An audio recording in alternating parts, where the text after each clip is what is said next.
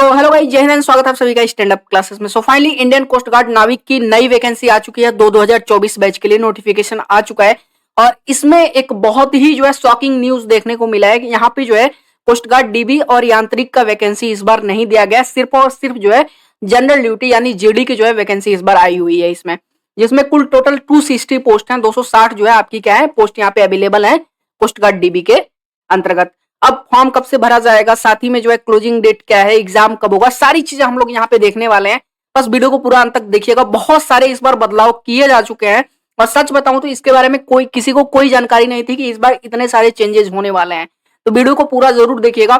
और जो लोग सोच रहे होंगे कि इतना लेट वीडियो लेकर के आने का कारण क्या है, तो जो लोग टेलीग्राम पे जुड़े हैं उनको पता है कि कुछ इश्यूज चल रहे थे घर पे, जिसके कारण मैं वीडियो नहीं कर पाया। लेकिन आज सब आपको रेगुलर जो है अपडेट और वीडियोज मिलने वाली है। तो फटाफट वीडियो को लाइक और शेयर कर दीजिए। और टेलीग्राम चैनल पर नहीं जुड़े हो तो रेगुलर अपडेट्स वगैरह के लिए आप टेलीग्राम चैनल जरूर ज्वाइन कर लीजिए। डिस्क्रिप्शन में लिंक दिया है, वहां से भी ज्वाइन कर सकते हो और टेलीग्राम पे चैनल का नाम सर्च करके स्टैंड अप क्लासेस भी ज्वाइन कर सकते हो।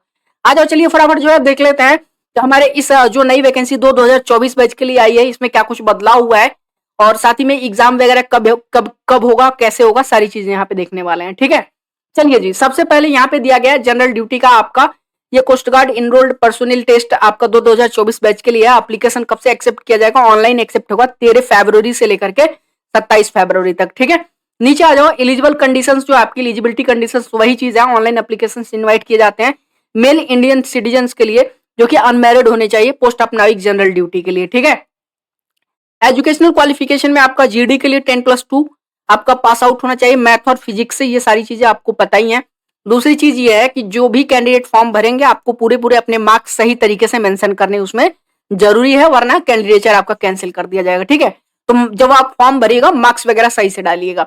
चलिए जी, नीचे आ जाइए। एज देख लीजिए। एज आपका यहाँ मिनिमम 18 साल से मैक्सिमम 22 साल तक एज आपका एक्सेप्ट किया जाता है, जिसमें जो कैंडिडेट 1 सितंबर 2002 से लेकर के 31 अगस्त 2006 के बीच में जो भी बॉर्न हुए हैं, जो लोग भी जो है जिनका डेट ऑफ बर्थ इसके बीच में पड़ता है 1 सितंबर 2002 से लेकर के 31 अगस्त 2006 के बीच में, वो सभी लोग फॉर्म अप्लाई कर पाएंगे। ठीक है, चलिए जी नीचे आ जाइए। ये सिर्फ और सिर्फ जीडी की ही वैकेंसी आई है और जीडी का ही मैं डेट ऑफ बर्थ बता रहा हूँ। चलिए, यहाँ पे एज रिलैक्सेशन वाले थोड़ा कंफ्यूजन रहता था हर बार कि सर अगर वैकेंसी नहीं रही, अगर जो है जो आपका एज रिलैक्सेशन में, तो फिर क्या होगा, इसका भी डाउट क्लियर कर दिया इस बार कोस्ट गार्ड ने। उसके बारे में भी मैं बताने वाला हूँ। तो अगर आप एज रिलैक्सेशन ढूंढ रहे हो तो 5 साल ST SC और 3 साल OBC के लिए, ठीक है, सभी कैंडिडेट अप्लीकेबल है। जो वो सिर्फ देखो रिजर्व जो पोस्ट रखा जाता है ना, उन्हीं के लिए। अभी नीचे आऊंगा तो उसके बारे में भी मैं दिखाऊंगा, कोस्ट गार्ड ने इस बार मेंशन किया। ठीक है, चलिए जी। अब यहाँ पे देखो, एक यहाँ पे बहुत बड़ा बदलाव ये हुआ है। दूसरा बदलाव ये है कि इस बार जो वैकेंसीज है वो रीजन वाइज कर दिया है। ठीक है, या जोन वाइज कर लीजिए, northern zone, western zone, north east, east या north west, Andaman and Nicobar total. अब देखो यहाँ पे सभी जोन में टोटल नंबर ऑफ जो भी पोस्ट है उसको डिवाइड कर दिया है। ठीक है, कितने किस आपके जो है जोन में कितनी वैकेंसीज हैं। जैसे नॉर्दर्न में अगर आप देखो, जम्मू, मतलब इस बार सोचो कि इस बार कंपटीशन जो है कुछ अलग ही लेवल पे होने वाला है। अगर आप ध्यान से देखोगे नॉर्दर्न जोन में तो कितने सारे स्टेट्स आपके पड़ रहे हैं।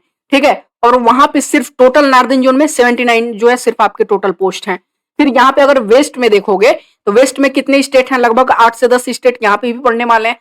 सिर्फ और सिर्फ 66 जो है आपके टोटल यहाँ पे पोस्ट रखे गए हैं। तो आप सोच सकते हो कि इस बार पिछली बार से कंपटीशन किस लेवल का होने वाला है। ठीक है, और साथ ही में ये मतलब देख लेना, जिन लोगों का स्टेट अगर इन जोन में नहीं पड़ रहा है तो मतलब उनके लिए जो है क्या है, वैकेंसी नहीं है ये इस बार। इसमें आपको वैकेंसी देखने को नहीं मिलने वाली है। ठीक है, तो अपना अपना स्टेट जरूर देख लीजिएगा किस जोन में पड़ रहा है, उसी अनुसार आपको फॉर्म भरना है। ठीक है, तो जोन वाइज कर दिया है। अब आपके मन में एक सवाल उठ रहा होगा कि अगर जोन वाइज ये आपकी जो है सारे पोस्ट कर दिए गए हैं, कट ऑफ किस हिसाब से लगेगा, तो उसके बारे में भी अभी जो है वो क्लियर कर दिया जाएगा। सारी चीजें क्लियर कर दिया है यहाँ पे कोस्ट गार्ड ने। ठीक है, अब लिखा गया दीज वैकेंसी टेंटेटिवली में चेंज भी हो सकती है, मतलब वैकेंसी बढ़ भी सकती है, डिपेंड जैसा अवेलेबिलिटी, ट्रेनिंग स्लॉट्स जो अवेलेबल होंगे उस हिसाब से। अब देखो, जो लोग आप पूछते हो ना, even if there is no vacancy, भले अगर जो है रिजर्व में कोई वैकेंसी ना हो ST SC और OBC के लिए, एज रिलैक्सेशन वालों के लिए मैं बता रहा हूँ, ध्यान से सुन लेना। ठीक है, तो ऐसे कैंडिडेट फिर भी अप्लाई कर सकते हैं फॉर्म। ठीक है, रिजर्व कैंडिडेट के तौर पे कि आगे जैसे वैकेंसी खाली मिलेगी उनको ले लिया जाएगा। ठीक है, सच candidate will not be eligible for any as और पासिंग मार्क्स के लिए वो एलिजिबल नहीं होंगे। बस क्या है, उनको फॉर्म भरना है और बस पास हो जाए। और ST SC के लिए फीस जो है पे क्या होगी, छूट होगी। ठीक है, चलिए सिलेक्शन प्रोसीजर देख लेते हैं। यहाँ पे सिलेक्शन प्रोसीजर ही सबसे मेन है। The selection of candidate based on all India merit बनेगा। जितने भी आपके स्टेजेस के एग्जाम होंगे सारे उसमें का परफॉर्मेंस मिला करके एक ऑल इंडिया मेरिट बनेगा सभी कैंडिडेट का। जो लोग उन ऑल इंडिया मेरिट में जो है जो लोग आएंगे उन्हीं का फाइनल सिलेक्शन होगा। ठीक है, मतलब इस बार स्टेट वाइज आपकी क्या है कट ऑफ नहीं जाने वाली है, क्या होगा ऑल इंडिया मेरिट लगेगी। ठीक है, चलिए जी अब यहाँ पे कुछ और भी नए बदलाव हुए हैं।